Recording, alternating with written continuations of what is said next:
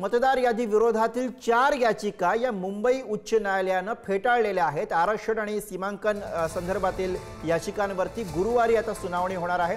मतदार यादी, सीमांकन आणि आरक्षणाबाबत एकूण 42 याचिका दाखल करण्यात आलेल्या होत्या आणि त्यापैकी 4 याचिका या मुंबई उच्च न्यायालयानं फेटाळलेल्या आहेत। आणि याच विषयी आपण अधिक माहिती घेऊया। प्रतिनिधी धनंजय दळवी आपल्याला अधिक सांगतात। धनंजय, गुरु, आपण जर पाहिलं तर मतदान यादी विरोधात दाखल करण्यात आलेल्या ज्या 42 याचिका होत्या त्यापैकी 4 याचिका ज्या आहेत त्या मुंबई उच्च न्यायालयाने फेटाळलेल्या आहेत। यामध्ये मतदार यादीच्या ड्राफ्टवर आक्षेप घेण्यात आला होता, कमी अवधी ऑनलाईन अर्ज, यादीत नाव नसणे आणि मतदार यादीतील जे नाव ट्रान्सफर करण्याची मागणी आहे त्या सगळ्या संदर्भात या 4 याचिका होत्या त्या फेटाळलेल्या आहे। या सगळ्या संदर्भात आपण जर पाहिलं तर मतदार यादीत नाव टाकण्याचा किंवा काढण्याचा जो अधिकार आहे तो आम्हाला नाहीये आणि आगामी स्थानिक स्वराज्य संस्थांच्या निवडणुकीसाठी मतदारांची यादी तयार आहे।